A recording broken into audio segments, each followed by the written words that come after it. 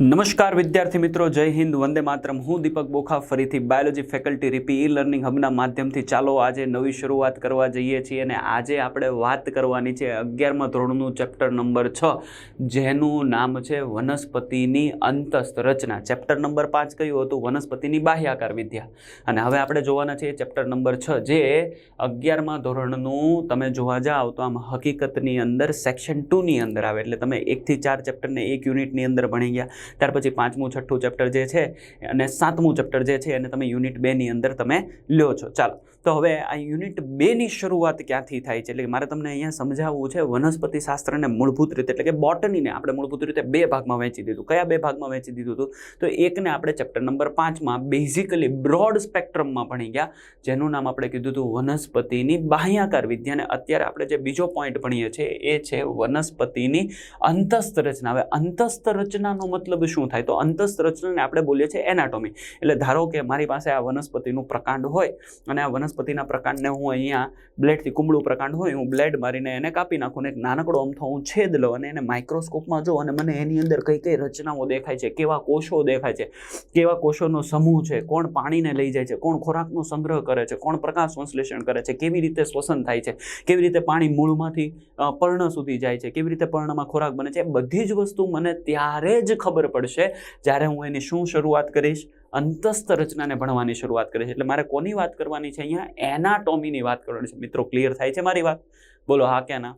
તો આપણે શરૂઆત કરવા જઈ રહ્યા છે વનસ્પતિની અંતસ્થ રચના। અંતસ્થ રચના એટલે મેં તમને ક્લિયર કર્યું, શરીરના અંદરૂની કોષોની અંદર થતી બધી જ પ્રકારની ક્રિયા કોના દ્વારા થાય? કોષો દ્વારા થાય। હવે આપણે અહીંયા વનસ્પતિની વાત કરીએ છીએ, પણ અહીંયા હકીકતમાં કોને જોવાના છે? ઉચ્ચ કક્ષાની વનસ્પતિને જોવાના છીએ।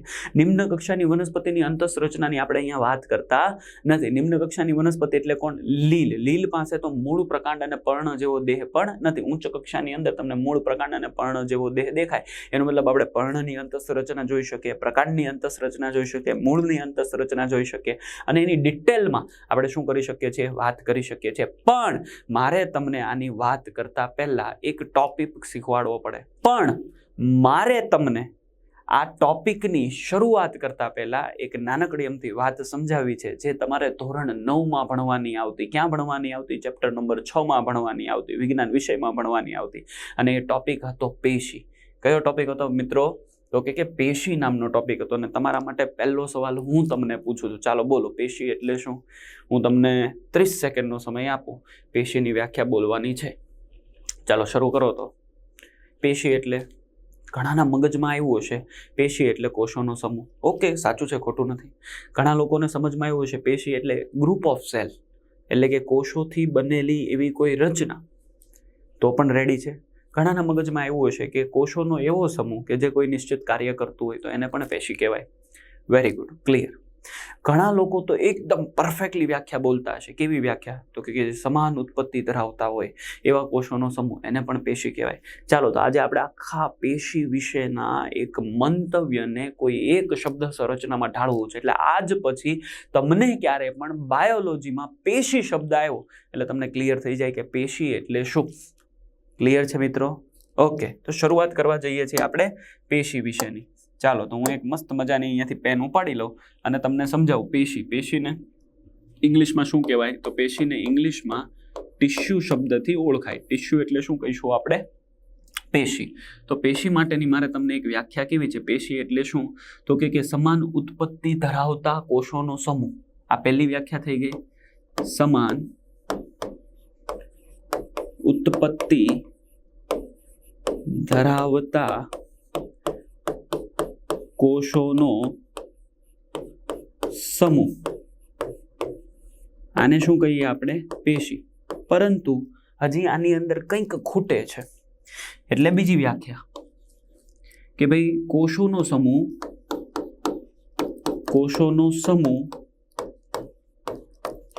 કે જે કોઈ નિશ્ચિત કાર્ય કરવા માટે જવાબદાર હોય। કોષોનો સમૂહ કે જે કોઈ નિશ્ચિત કાર્ય કરવા માટે જવાબદાર હોય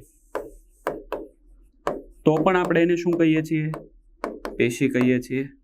હવે બચ્ચા લોક તમે ધ્યાન આપજો, હું જે સમજાવવા માંગુ છું, બની શકે કે અહીંયા કોષોનો સમૂહ હોય પરંતુ એની ઉત્પત્તિ બની શકે સમાન ન પણ હોય, પરંતુ એ કાર્ય કોઈ એક ચોક્કસ અને નિશ્ચિત કરતા હોય તો પણ એને શું કહીએ છીએ? પેશી. ખૂબ ધ્યાનથી સમજવાનું છે.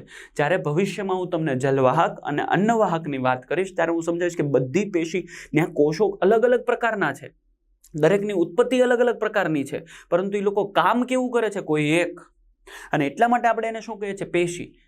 ક્લિયર થાય છે? તો પેશી એટલે શું? તો કે ઉત્પત્તિની દ્રષ્ટિએ ભલે સમાન ન હોય, પરંતુ કોષોનો સમૂહ અથવા તો કોષોનો એવો સમૂહ એટલે ગ્રુપ ઓફ સેલ કે જે કોઈ એક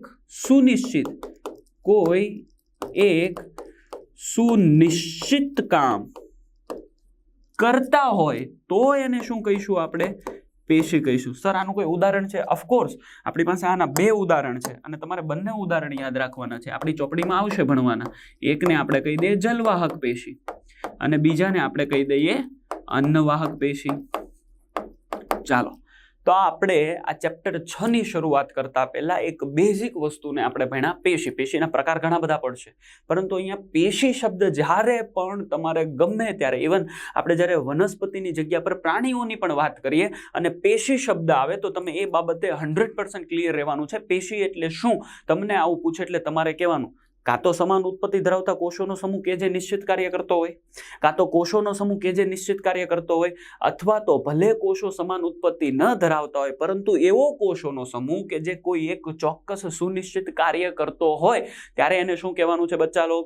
પેશી કહેવાનું છે. આખો કોન્સેપ્ટ ક્લિયર થાય છે? હા કે ના? 100%. આગળ વધીએ આપણે. જુઓ, હવે મારે તમને વાત કરવાની છે આ ચેપ્ટર 5 અને ચેપ્ટર 6 એ યુનિટ શરૂ થાય એની પહેલા તમને એક વ્યક્તિનો ફોટોગ્રાફ આવે છે અને વ્યક્તિનો ફોટોગ્રાફ તમારી બુકની અંદર પણ આપેલો છે અને એ પોતે સાયન્ટિસ્ટ છે, યુક્રેનના વતની છે, જેનું નામ છે મિસ કેથરીન ઇસાવ. તમને બાજુમાં એક ફોટોગ્રાફ દેખાય છે અને એની બાજુમાં તમને એક પુસ્તક દેખાય છે. આપણી ચોપડીમાં એના પુસ્તકનું વર્ણન છે કે એમણે જે તે સમયે આ પુસ્તક લખેલું, વનસ્પતિ શાસ્ત્ર માટેનું ખૂબ ઉપયોગી પુસ્તક, અને એનું નામ છે the anatomy of seed plant. Anatomy એટલે અંતસ્થ રચના, સીડ પ્લાન્ટ એટલે એવી વનસ્પતિ કે જે શું આપે છે? બીજ આપે છે. બીજધારી વનસ્પતિની અંતસ્થ રચના, આવું એનું ગુજરાતી થાય. એમેઝોનની અંદર આજની તારીખમાં પણ આ પુસ્તક અવેલેબલ છે. You can check it out, તમને ખબર પડશે, રાઈટ? તો કેથરીન ઇસાવે બુક લખેલી છે એનાટોમી ઓફ સીડ પ્લાન્ટ. યુક્રેનના વતની છે અને વનસ્પતિ લેવલે, વનસ્પતિ શાસ્ત્રની અંદર એમણે ખૂબ બધું વધારાનું રિસર્ચ પણ કર્યું છે. તો મેં તમને કેથરીન ઇસાવની વાત કરી. આના સિવાય હું બે એડિશનલ ઇન્ફોર્મેશન પણ તમને આપી દઉં. પહેલી ઇન્ફોર્મેશન, મિસ્ટર એન ગ્રુ, એને વનસ્પતિ અંતસ્થ રચનાના પિતા કહેવામાં આવે છે, અને બીજા વ્યક્તિ છે મિસ્ટર કે એ ચૌધરી, જેને ભારતીય વનસ્પતિ અંતસ્થ રચનાના પિતા કહેવાય છે. એટલે એક વિશ્વની અંદર ઓળખાય છે અને બીજા કે એ ચૌધરી જે છે એને ભારતીય વનસ્પતિ અંતસ્થ રચનાના શું કહેવામાં આવે છે? પિતા કહેવાય છે. ચાલો, મારી વાત અહીંયા સુધી 100% ક્લિયર. હવે આપણે શરૂઆત કરવા જઈ રહ્યા છીએ ફરી પેશીથી. તો પેશીને આપણે કેટલા ભાગમાં વિભાજિત કરશું? તો કે 2 ભાગમાં વિભાજિત કરશું. એમાંની એક પેશીને આપણે કહેવું છે અવિભેદિત પેશી, એનું બીજું નામ છે વર્ધનશીલ પેશી, એનું ત્રીજું નામ છે અપરિપક્વ પેશી. અપરિપક્વ પેશી એટલે કે એવો કોષનો સમૂહ કે જે કોઈ નિશ્ચિત કાર્ય કરતો હોય પરંતુ અહીંયા લખ્યું છે અવિભેદિત. તો મારે તમને આ બે શબ્દ સમજાવવા પડે. વિભેદન એટલે શું અને અવિભેદન એટલે શું? ચાલો, તો હું તમને સૌથી પહેલા બે શબ્દ સમજાવી દઉં. પહેલો શબ્દ શું છે? તો કે પહેલો છે અવિભેદિત. કયો શબ્દ છે? અવિભેદિત. અને બીજો શબ્દ કયો છે? તો કે વિભેદિત. કયો શબ્દ છે? વિભેદિત. વિભેદિતનો મતલબ એ થાય કે અહીંયા વિભેદિત કોષનો મતલબ એવો થાય, કોષોને શું મળી ગઈ છે? કાર્યની વહેંચણી. એટલે કે એમાં કાર્યની શું થઈ ગઈ છે? વહેંચણી થઈ ગઈ છે. કોષોને શું મળી ગઈ છે?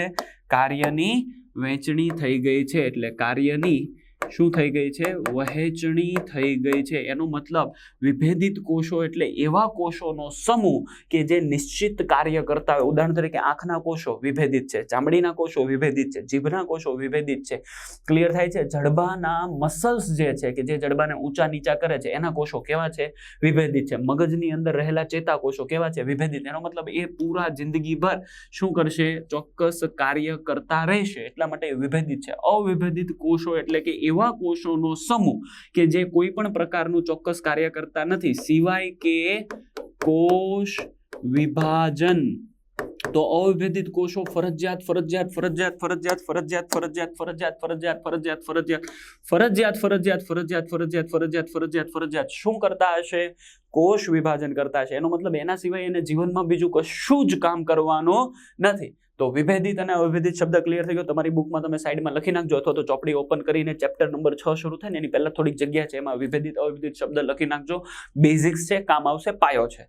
આગળ વધીએ તો અહીંયા પેશીને મેં બે ભાગમાં વહેંચી દીધી. એકને કહી દીધું અવિભેદિત, તો સામે કોણ આવશે? વિભેદિત. આ અવિભેદિત પેશીનું જ બીજું નામ છે વર્ધનશીલ પેશી, અને એનું બીજું નામ છે અપરિપક્વ પેશી. હવે વર્ધનશીલ પેશીને અહીંયા ઉદ્ભવને આધારે આપણે બીજા બે ભાગમાં વહેંચી દઈએ છીએ. એટલે હું અહીંયા લખી દઉં, કોના આધારે આપણે બીજા બે ભાગમાં વહેંચીએ છીએ? તો કે વર્ધનશીલ પેશીના વનસ્પતિની અંદર પેદા થતા ઉદ્ભવને આધારે આપણે બે ભાગમાં વહેંચી દઈએ છીએ. કયા બે ભાગ? તો એકનું નામ છે પ્રાથમિક અને બીજાનું નામ છે દ્વિતીયક. એટલે કે પ્રાથમિક વર્ધનશીલ પેશી, પ્રાથમિક અપરિપક્વ પેશી અથવા તો પ્રાથમિક અવિભેદિત પેશી. એવી રીતે શું બોલે? દ્વિતીયક વર્ધનશીલ, દ્વિતીયક અપરિપક્વ અને દ્વિતીય અવિભેદિત પેશી. આગળ વધીએ. પ્રાથમિક વર્ધનશીલ પેશીને પણ પાછા સ્થાનને આધારે, કોના આધારે મિત્રો? સ્થાનને. પહેલું કોના આધારે? તો ઉદ્ભવ. અહીંયા કોના આધારે? તો કે સ્થાનને આધારે આપણે શું કરશું? બે ભાગમાં વહેંચી દીધું. એમાંનો પહેલો ભાગ છે જેને આપણે બોલીએ છીએ અગ્રીય વર્ધનશીલ પેશી, અને બીજો ભાગ છે એને આપણે બોલીએ છીએ આંતરવિષ્ટ વર્ધનશીલ પેશી. અને એમાં પણ ત્રીજો ભાગ એટલે કે અહીંયા જે દ્વિતીયક વર્ધનશીલ પેશી છે એને આપણે બોલીએ છીએ પાર્શ્વીય વર્ધનશીલ પેશી. કોના આધારે? સ્થાનને આધારે. આ યાદ રાખજો, હું તમને હમણાં ક્લિયર કરાવું છું. રાઈટ. અગ્રીય વર્ધનશીલ પેશી છે એ તમને ક્યાં જોવા મળે? મેં તમને કીધું ને હમણાં કે ભાઈ પ્રાથમિક વર્ધનશીલ પેશીને કેટલા ભાગમાં? બે ભાગમાં વહેંચી દીધી, અગ્રીય અને આંતરવિષ્ટ. હવે અગ્રીય વર્ધનશીલ પેશી આપણને ક્યાં દેખાય?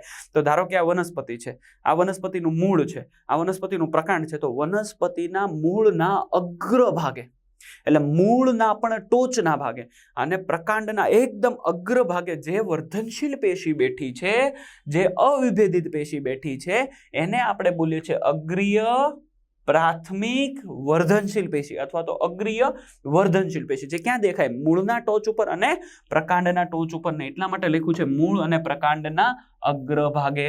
ચાલો, ક્લિયર અહીંયા સુધી? હવે બીજો શબ્દ લખ્યો છે મેં, આંતરવિષ્ટ વર્ધનશીલ પેશી. હવે આ આંતરવિષ્ટ વર્ધનશીલ પેશીનું સ્થાન ક્યાં? જો ઉદ્ભવ અને સ્થાનને આધારે કેવી છે? પ્રાથમિક. એનો મતલબ વનસ્પતિના બીજનું બીજાંકુરણ થાય. Let me understand you like this. ધારો કે આ બીજ છે, આ બીજમાંથી જ્યારે સર્વપ્રથમ પ્રાથમિક મૂળ ઉત્પન્ન થાય, આ ભ્રૂણના આ ભાગમાંથી જ્યારે પ્રાથમિક મૂળ ઉત્પન્ન થાય આ રીતે, તો આ જે પ્રાથમિક મૂળ ઉત્પન્ન થઈ રહ્યું છે એનો જે આ ટોચનો ભાગ છે, આ ભાગ જો તમને દેખાય છે, હું આ ગોળ કરું, ચાલો.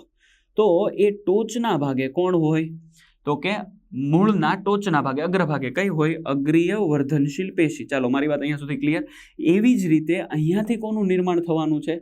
પ્રકાંડનું. તો આ પ્રકાંડના પણ ટોચના ભાગે કોણ હોય?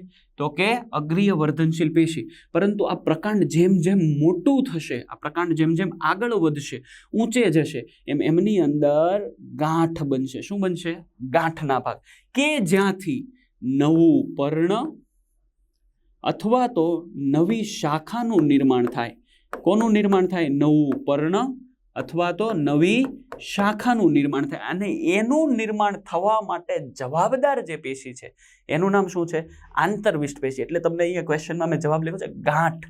તો જે જગ્યાએથી નવું પર્ણ કે નવી શાખા ઉત્પન્ન થઈ ને એ ભાગને આપણે શું કહીએ છીએ? ગાંઠ કહીએ છીએ. યાદ રાખજો, ગાંઠ અથવા તો આંતરગાંઠ. ખાસ કરીને આવી આંતરગાંઠ તમને ક્યાં દેખાય? તો તમારે યાદ રાખવાનું છે, તમને ખાસ કરીને શેરડીમાં આરામથી તમે આવી ગાંઠને જોઈ શકો છો. તમે શેરડીને જો, ડબ્બા ઉપર ડબ્બા ઉપર ડબ્બા ઉપર ડબ્બો, તો વચ્ચેનો ભાગ એકદમ સખત હોય અને આપણે ખાતા નથી.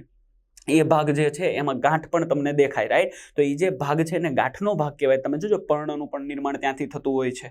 ક્લિયર? એટલે એ જે ગાંઠનો ભાગ છે ત્યાં કઈ પેશી આવેલી હોય છે? આંતરવિષ્ટ વર્ધનશીલ પેશી આવેલી હોય છે. મારી વાત ક્લિયર થઈ જાય છે? 100% ક્લિયર થઈ જાય છે? હા કે ના? અને બીજી એક બહુ ઇમ્પોર્ટન્ટ વાત, તમને બેઝિકલી હવે આંતરવિષ્ટ વર્ધનશીલ પેશી ઘાસ હોય ને, ઘાસ કેની અંદર આવે તમારે યાદ રાખવાનું. એક્ઝામ્પલ તરીકે હું તમને અહીંયા લખી દઉં, ઘાસ કોની અંદર આવશે? હું અહીંયા એક્ઝામ્પલ લખું છું, ઘાસ જે છે એ ગ્રામીણી કુળમાં આવે. કઈ કુળમાં આવે? ગ્રામીણી કુળમાં. ખાલી ઇન્ફોર્મેશન છે પણ ઘાસની વાત તમારે યાદ. હવે ઘાસ છે એમાં પણ તમને આંતરવિષ્ટ વર્ધનશીલ પેશી એકદમ વ્યવસ્થિત રીતે ગાંઠના ભાગ ઉપર તમે જોઈ શકો. બીજી વસ્તુ તમને સમજાવું. ઘણી એવી વનસ્પતિ છે જ્યારે ઢોર, ચરતા ઢોર હોય, ગાયને એ હોય, એ જ્યારે વનસ્પતિને ખાય છે, તોડે છે, તો આ જે આંતરવિષ્ટ વર્ધનશીલ પેશી જે ગાંઠના ભાગે બેઠી છે એ ફરીથી તૂટેલા ભાગોને ત્યાં નવા પર્ણનું, નવી શાખાનું શું કરવાની ક્ષમતા ધરાવે? નિર્માણ. કેમ કે આંતરવિષ્ટ વર્ધનશીલ પેશી શું કામ કરે? કોષ વિભાજનનું. ચાલો, આખો ટોપિક ક્લિયર થયો. આ બાજુ આવી જાઓ. હવે દ્વિતીયક વર્ધનશીલ પેશીની વાત કરીએ. કોના આધારે? ઉદ્ભવના આધારે. એનો મતલબ જ્યારે વનસ્પતિની પ્રાથમિક વૃદ્ધિ થઈ જાય અને વનસ્પતિ જે છે એકદમથી ચકાચક બની જાય, એટલે કે સમજી લો, ઉદાહરણ તરીકે હું તમને અહીંયા અને રબરથી આપણે સાફ કરી દઈએ. ચાલો, હવે અહીંયા ઉદાહરણ તરીકે આપણે આ વનસ્પતિ જે છે એ આ રીતે મસ્ત મજાની બની ગઈ. એટલે અહીંયા હું આ મૂળ દોરી દઉં. ક્લિયર? આ પ્રકાંડ થઈ ગયું. અને હવે આપણે મસ્ત મજાના પર્ણને દોરી દઈએ. તો જુઓ, હવે ધારો કે નવી શાખા બને છે, તો ક્યાંથી બની હશે? પ્રકાંડના ગાંઠના ભાગેથી. એટલે આ બાજુના ભાગેથી કોણ બને? નવી શાખા. એટલે હું અહીંયા શાખાને ડ્રો કરું છું. ખ્યાલ આવે છે? અને બની શકે કે આ જે શાખા જે છે, આ જે શાખા છે એની જગ્યાએ ઘણીવાર કોણ બની શકે? તો કે પર્ણનું પણ નિર્માણ થાય. ચાલો, મારી વાત ક્લિયર છે? અને આ વિશેની શાખા, પર્ણનો વિન્યાસ એ બધું જ તમે ચેપ્ટર નંબર 5માં ભણી ગયા છો. ક્લિયર? તો હવે આ ગાંઠનો જે ભાગ છે એમની બે ગાંઠ વચ્ચેના ભાગને પણ આપણે શું બોલીએ છીએ? આ ભાગને શું કહેવાય? તો કે આંતરગાંઠ કહેવાય છે. શું કહેવાય છે છોકરાઓ, મિત્રો? આંતરગાંઠ કહેવાય. ક્લિયર થાય છે તમને? સમજાય છે? પરંતુ આ મૂળ, આ પ્રકાંડ અને આ પર્ણ, આ વનસ્પતિના મૂળભૂત ભાગો કહેવાય કે જે પ્રાથમિક દ્રષ્ટિએ જોઈએ. હવે જ્યારે આ બધું જ બની જાય પછી દ્વિતીયક વૃદ્ધિ થાય. કેવી વૃદ્ધિ થાય? દ્વિતીયક વૃદ્ધિ દરમિયાન આ જે પ્રકાંડ છે એની જાડાઈમાં શું થાય? વધારો થાય. એટલે આ પ્રકાંડ જે છે પોતાની જાડાઈમાં શું કરે?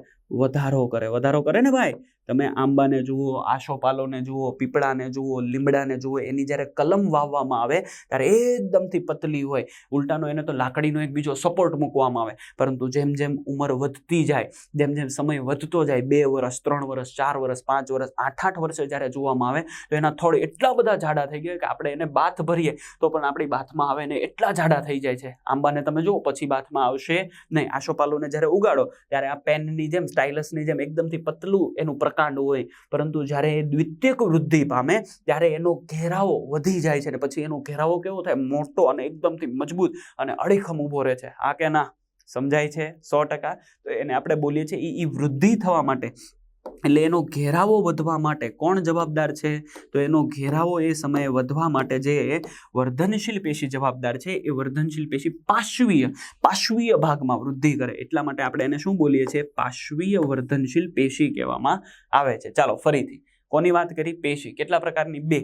એક હતું અવિભેદિત અને જે બીજો ભાગ છે એને આપણે બોલીએ છીએ વિભેદિત વર્ધન. વિભેદિત એટલે તમને ખબર પડે ને કે જેની અંદર શું થઈ ગઈ છે? ચોક્કસ કોષો, જેની અંદર કોષોમાં શું દેખાય આપણને? કોષોમાં શું દેખાય?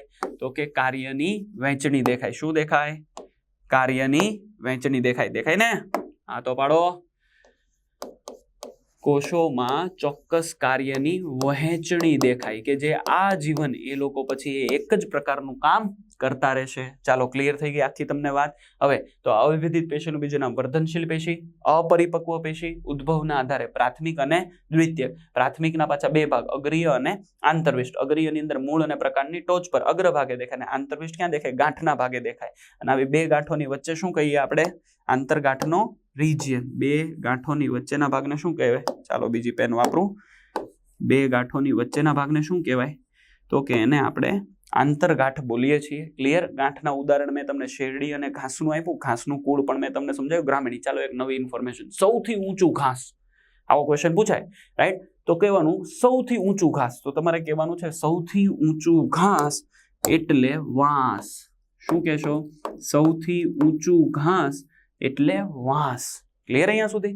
આગળ વધીએ આપણે તો એમાં કઈ કઈ પેશી દેખાય? આંતરવિષ્ટ. અને દ્વિતીયક કોના આધારે? ઉદ્ભવના આધારે. મૂળ પ્રકાંડને પર્ણની રચના થઈ જાય એ પ્રાથમિક છે, ત્યાર પછી એની જે વૃદ્ધિ થાય એ દ્વિતીયક છે. અને દ્વિતીયક વૃદ્ધિમાં કોણ આવે? પાર્શ્વીય વર્ધનશીલ પેશી આવે. હવે હકીકતમાં જો મારે પાર્શ્વીય વર્ધનશીલ પેશીને હજી ડિટેલમાં સમજાવવી હોય, એટલે કે હજી ડિટેલમાં લઈ જવી હોય, તો હું આના 3 એક્ઝામ્પલ આપી શકું. એધા, પુલીય એધા, આંતરવિષ્ટ એધા અને ત્વક્ષેધા. કયા કયા મેં નામ આપ્યા બોલો તો?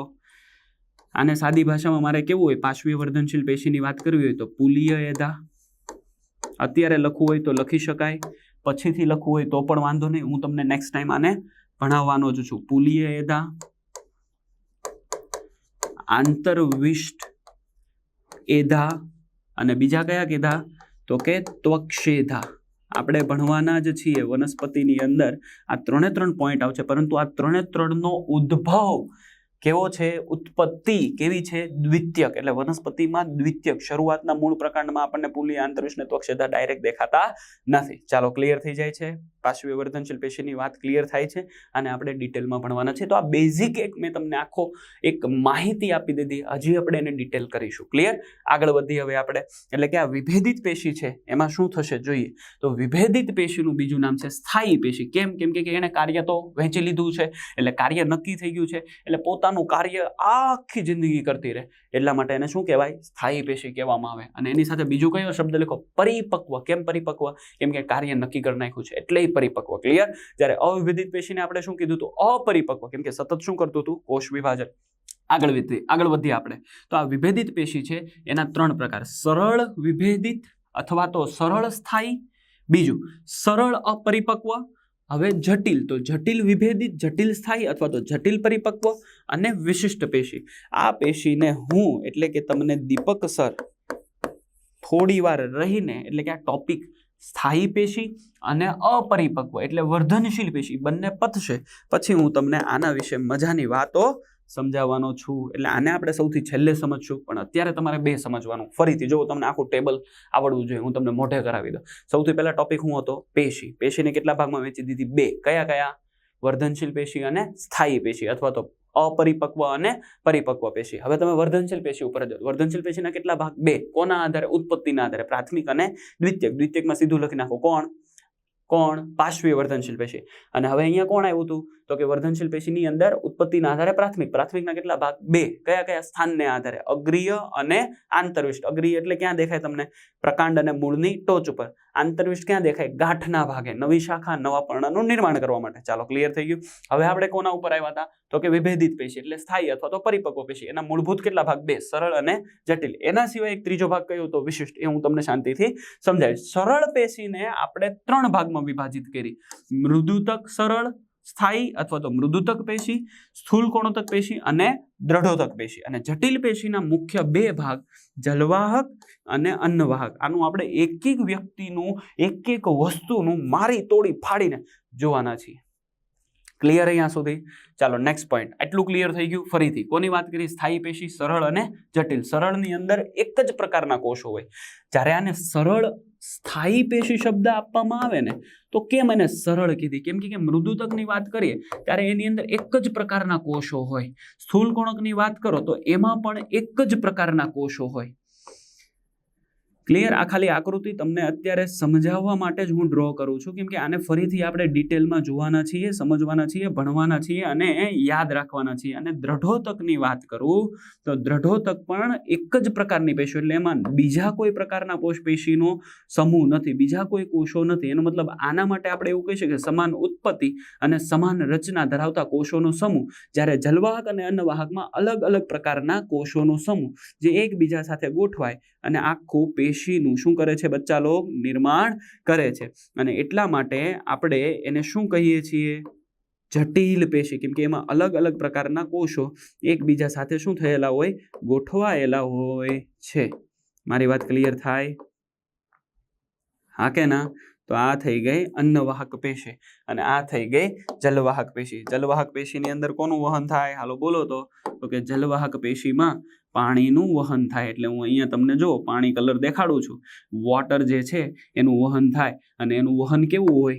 એક દિશીય હોય. એટલે કે ક્યાંથી? મૂળથી લઈને ક્યાં સુધી? પ્રકાંડ, અને પ્રકાંડથી લઈને ક્યાં સુધી? પર્ણ સુધી થાય. જ્યારે અન્નવાહક હોય એ દ્વિદિશીય હોય. એટલે મૂળથી ક્યાં સુધી જાય? પર્ણ સુધી જાય. અને બની શકે પર્ણથી ક્યાં સુધી આવે? મૂળ સુધી આવે. મારી વાત ક્લિયર? 100%? હા કે ના? તો અહીંયા મેં તમને પેશીનો એક શબ્દ સમજાવ્યો. હવે મારે તમને શું સમજાવવા છે? મૂળના ભાગ સમજાવવા છે. ચાલો મારી સાથે તૈયાર? આ મૂળના ભાગ તમે 5મા ચેપ્ટરમાં ડિટેલમાં ભણી ગયા છો. તેમ છતાં હું મૂળના ભાગને એકવાર તમારા માટે રિપીટ કરી દઉં. મૂળ જે છે એને મુખ્યત્વે આપણે 3 ભાગમાં ડિવાઈડ કરી દીધું છે. એટલે મૂળ જે છે એને હકીકતમાં 3 પાર્ટમાં ડિવાઈડ કરી દીધું છે. જેમાં મૂળનો સૌથી અગ્ર ભાગની હું વાત કરું તો અહીંયા કઈ પેશી આવેલી હોય તો એને આપણે બોલીએ છીએ વર્ધી પ્રદેશ. કયો પ્રદેશ કહેવાય? વર્ધી પ્રદેશ. મેં તમને જો અહીંયા ધ્યાનથી તમે જોશો તો મેં તમને એ વર્ધી પ્રદેશ આ ભાગમાં દેખાડ્યો છે. So this is called apical. Apical એટલે અગ્રીય. મેરિસ્ટેમ એટલે વર્ધી પ્રદેશ. મેરિસ્ટોસ એ ગ્રીક વર્ડ છે જ્યાં સતત કોષ વિભાજન ચાલતું હોય. એનો મતલબ અહીંના જે કોષો છે, આ ભાગના જે કોષો છે, ચાલો આ પેન ન દેખાતી હોય તો આપણે કંઈક પેન બદલી નાખીએ. હું આ પેન દેખાડું. આ ભાગના જે કોષો છે એ કોષો સતત નવા કોષોનું શું કરે? નિર્માણ કરે છે. એટલા માટે એને અગ્રીય વર્ધનશીલ પેશી કહેવાય. અને અગ્રીય વર્ધનશીલ પેશીનું રક્ષણ કરવા માટે જે પેશી જવાબદાર છે, જે ઘટક જવાબદાર છે, એને આપણે બોલીએ છીએ મૂળ ટોપ. શું કહેવાય? તો જે આ ભાગ છે, હું અત્યારે જે બ્લેક રચના દેખાડું છું તમને, જો બ્લેક કલર દેખાતો હશે, બસ આ જે ઘટક રચના છે એને આપણે કહીએ છીએ બચ્ચા લોગ મૂળ ટોપ. શું કહીએ છીએ બચ્ચા લોગ? મૂળ ટોપ. મૂળ ટોપ જે છે એ આગળના ભાગમાં આવેલા વર્ધી પ્રદેશને શું કરે છે? રક્ષણ આપે છે. એટલે કે હકીકતમાં જે મૂળ ટોપ છે એ મૂળ ટોપ એ વર્ધી પ્રદેશને શું કરે છે? રક્ષણ આપે છે. એટલે આ ભાગ તમે જુઓ, હું આને થોડો શાઇનિયર કરું એટલે તમને ખ્યાલ આવે. સો આને મારે બોલવું હોય તો હું એને શું બોલીશ? તો એને હું કહીશ મૂળ ટોપ. ચાલો ક્લિયર થાય? વર્ધી પ્રદેશની અંદર સતત કોષ વિભાજન થાય અને સતત કોષ વિભાજન કરીને વર્ધી પ્રદેશ સતત કોષ વિભાજન કરીને એ જે કોષો છે એને કઈ બાજુ લઈ આવશે? ચાલો હું પેન બદલું છું એટલે તમને વધારે સારી રીતે દેખાય. Let me use very red colour. એ કોષો હવે કયા પ્રદેશમાં આવે છે? તો કે વિસ્તરણ પ્રદેશમાં. એટલે જો અહીંયા લખ્યું છે ધીસ ઇઝ ધી વિસ્તરણ પ્રદેશ. હવે જો અહીંયા એપિકલ મેરિસ્ટમ, એપિકલ મેરિસ્ટમની ફરતે મેં તમને કીધું એ પ્રમાણે આ રૂટ કેપ. રૂટ કેપ કોનું રક્ષણ કરે? તો કે વર્ધનશીલ પેશીનું. એટલે મારે તમને અહીંયા સમજાવ્યું તો આને મારે શું કહેવાનું છે? વર્ધી પ્રદેશ. શું કહીશ? વર્ધી પ્રદેશ. અને વર્ધી પ્રદેશનું રક્ષણ રૂટ કેપ કરે. એમાંથી ઉપર આવો એટલે આટલો જે ભાગ છે એ ભાગની અંદર કોષો જે છે એનું વિસ્તરણ થાય. એટલે નવા બનેલા કોષો જે છે એ પોષણ મેળવે, કાર્યક્ષમ બને. એટલે કે અહીંયા એનું વિસ્તરણ થાય. એટલે આ પ્રદેશને આપણે બોલીએ છીએ વિસ્તરણ પ્રદેશ. અને ત્યારબાદ વિસ્તરણ પામેલા કોષો એ ત્રીજા ભાગમાં જાય જેને કહેવાય ઝોન ઓફ મેચ્યુરેશન. એટલે એને આપણે બોલીએ છીએ પરિપક્વન. શું કયો શબ્દ બોલીએ છીએ? પરિપક્વન પ્રદેશ. અને પરિપક્વન પ્રદેશની અંદર કોષો જે છે એ અહીંયા પોતાનું કાર્ય નક્કી કરશે. એટલે તમે અહીંયા ધ્યાનથી જુઓ તો આ સૌથી બહારનું સ્તર બને છે. ખ્યાલ આવે? આ જો અહીંયા કોષોનું બીજું બહારનું સ્તર બને, અથવા તો એને આપણે બોલીએ છીએ અધિસ્તર બને. ત્યાર પછીના કોષો તમે અહીંયાથી જુઓ તો એને આપણે બાહ્યક શબ્દથી ઓળખીએ છીએ. ક્લિયર થાય? તમને સમજાય? કોર્ટેક્સ જે છે એ પણ બાહ્યક શબ્દ ઇંગ્લિશમાં બોલાય છે. ત્યાર પછી તમે જુઓ અહીંયા તો કે અહીંયા 2 ઘટકો, જલવાહક અને કોણ આવે? તો કે અન્નવાહક આવે. મારી વાત ખૂબ તમારે ઇમ્પોર્ટન્ટલી યાદ. એનો મતલબ અહીંયા તમે જુઓ તો અધિસ્તર, બાહ્યક, જલવાહક, અન્નવાહક. એનો મતલબ કે પરિપક્વન પ્રદેશમાં કાર્યની શું થઈ ગઈ છે? વહેંચણી થઈ ગઈ. એટલે કોષોએ અહીંયા વિભેદન કરી લીધું છે. મારી વાત ક્લિયર થાય? કોષોએ આ ભાગમાં વિભેદન કરી લીધું છે. અને ત્યાર પછી હું તમને જે સમજાવું છું એ આ જ વાતને હું ફરીથી રિપીટ કરી દઉં. અહીંયા કરી દઉં. વર્ધી પ્રદેશ પછી આ ભાગને કયો પ્રદેશ કીધું મેં? વિસ્તરણ પ્રદેશ કીધો. કયો પ્રદેશ કીધો? વિસ્તરણ પ્રદેશ. પ્રદેશ, જો મેં અહીંયા લખ્યું છે ને વિસ્તરણ પ્રદેશ પછી કયો પ્રદેશ આવે, બોલો તો કયો પ્રદેશ આવે, તો કે પરિપક્વન પ્રદેશ. કયો પ્રદેશ? પરિપક્વન. અને આ પરિપક્વન પ્રદેશમાંથી કોણ નીકળે, તો કે પરિપક્વન પ્રદેશમાંથી અધિસ્તરના કોષો નીકળે, જેને આપણે બોલીએ છીએ મૂળ રોમ. શું બોલીએ છીએ બચ્ચા લોગ? મૂળ રોમ. તો મૂળને આપણે 3 ભાગમાં વિભાજિત કરી દીધું. મૂળ ટોપ, પછી મૂળ ટોપ સૌથી પ્રોટેક્ટેડ કરતો એરિયા, વર્ધી પ્રદેશ, વિસ્તરણ પ્રદેશ અને પરિપક્વન પ્રદેશ. જો વર્ધી પ્રદેશ સૌથી પહેલા, પછી વિસ્તરણ પ્રદેશ અને પરિપક્વન પ્રદેશ. તો આ પ્રદેશ કયો છે? પરિપક્વન પ્રદેશ. અને પરિપક્વન પ્રદેશ જે છે એની અંદર અહીંયા શું થઈ જાય, કોષો પોતાનું કાર્ય નક્કી કરે. કોષો પોતાનું શું નક્કી કરી લે બચ્ચા લોગ? કાર્ય નક્કી કરી લે. એનો મતલબ અહીંયા કોષોનું હકીકતમાં શું થઈ ગયું છે, તો તમારે યાદ રાખવાનું છે વિભેદન નક્કી થઈ ગયું છે. હવે મારે તમને મૂળ ટોપ વિશે સમજાવવાનું. મૂળ ટોપને ઇંગ્લિશમાં કેલિપેટ્રા બોલાય. શું બોલાય છે બચ્ચા લોગ? કેલિપેટ્રા. એની અંદર સૌથી વધારે ગોલ્ગી કાય શું આવેલું હોય છે? ગોલ્ગી કાય આવેલું હોય. અને તમને બધાને ખબર ગોલ્ગી કાયનું પ્રમાણ શું કરે? વધારે સ્ત્રાવ કરે. હવે તમે જુઓ, આ મૂળ છે એને જમીનમાં જવું છે, એને જમીનમાં જવું છે, તો જમીનના કણો સાથે એને ઘર્ષણ થાય. એટલે મૂળ ટોપના કોષો જે હોય ને આવી રીતે જમીનમાં જાય છે. જમીનમાં જવું હોય તો એના કોષોને મૂળની જમીન જે છે એની સાથે ઘર્ષણ થાય, કોષો નીકળે, તૂટે, ફરીથી એ નવા કોષો બનાવે. ક્યાંથી બને તમને ખબર છે? વર્ધી પ્રદેશ નવા કોષોનું નિર્માણ કરી મૂળને ફરીથી મૂળ ટોપને નવા કોષો આપે. એનો મતલબ મૂળ ટોપના કોષો કેવા છે? લિવિંગ, જીવંત છે, સ્ત્રાવ કરે છે. અને એ સ્ત્રાવને કારણે એને ત્યાં ભીનાશ મળી જાય, ઘર્ષણ ઓછું થાય અને આરામથી જમીનમાં ઘૂસી શકે છે. ક્વેશ્ચન એવો આવે કે એકવાર મૂળ ટોપ ધારો કે નીકળી જાય, નવું મૂળ ટોપ આવે? હા આવે. ક્વેશ્ચન બીજો એવો બને કે ધારો કે એક મૂળ ટોપ હોય, રાઈટ, કોઈ એવી વનસ્પતિ છે જેમાં એક કરતા વધારે મૂળ ટોપ હોય. હા, તમારે યાદ રાખવાનું છે પાંડાન્સ નામની વનસ્પતિ. કઈ વનસ્પતિ? પાંડાન્સ નામની વનસ્પતિ, જેમાં એક કરતા વધારે કોણ હોય છે? મૂળ રોમ હોય છે. ચાલો, ક્લિયર થઈ ગયું? મેં તમને અહીંયા બીજો શબ્દ સમજાવી દીધો કે એક કરતા વધારે મૂળ ટોપ કેમાં હોય? પાંડાન્સમાં. જે પોઈન્ટ મેં તમને અહીંયા સમજાવી દીધો છે. ત્રીજો શબ્દ કે જલીય વનસ્પતિ. કેવી વનસ્પતિ? તો મિત્રો યાદ રાખવાનું છે, જલીય વનસ્પતિમાં મૂળ ટોપની જગ્યાએ કોણ હોય? મૂળ ગો. એટલે એને ઇંગ્લિશમાં બોલવામાં આવે છે રૂટ પોકેટ. શું કહેવાય? રૂટ પોકેટ આવેલું. રૂટ પોકેટ એકવાર જાય પછી બીજી વાર આવતું નથી. ક્યાં જોવા મળે? જલીય વનસ્પતિ. ઉદાહરણ તરીકે પિસ્ટિયા, લેમ્ના અને આર્કોનિયા. આર્કોનિયાનું બીજું નામ છે જળકુંભી. કયું નામ છે?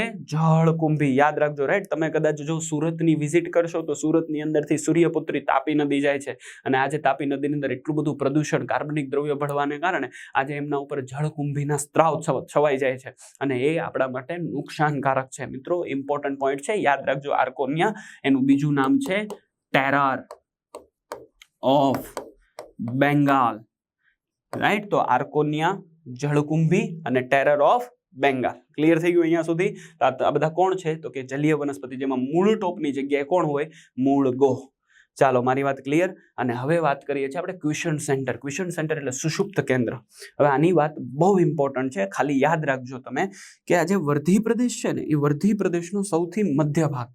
વર્ધી પ્રદેશનો સૌથી મધ્ય ભાગ, રાઈટ. ચાલો, અહીંયા આવી ગયું છે તો અહીંયાથી આપણે લઈ લઈએ, રાઈટ. તો વર્ધી પ્રદેશનો સૌથી આ મધ્ય ભાગ, આ ભાગની હું વાત કરું. જો તમને દેખાય છે વ્હાઇટ કલરનો ડોટ, એ મધ્ય ભાગ. એટલે ધારો કે હું આવી રીતે આમ દેખાડું તમને, તો એમાં વચ્ચેનો ભાગ આજુબાજુના વર્ધી પ્રદેશના જે કોષો છે એનાથી ઘેરાયેલો છે, એટલે દબાયેલો છે.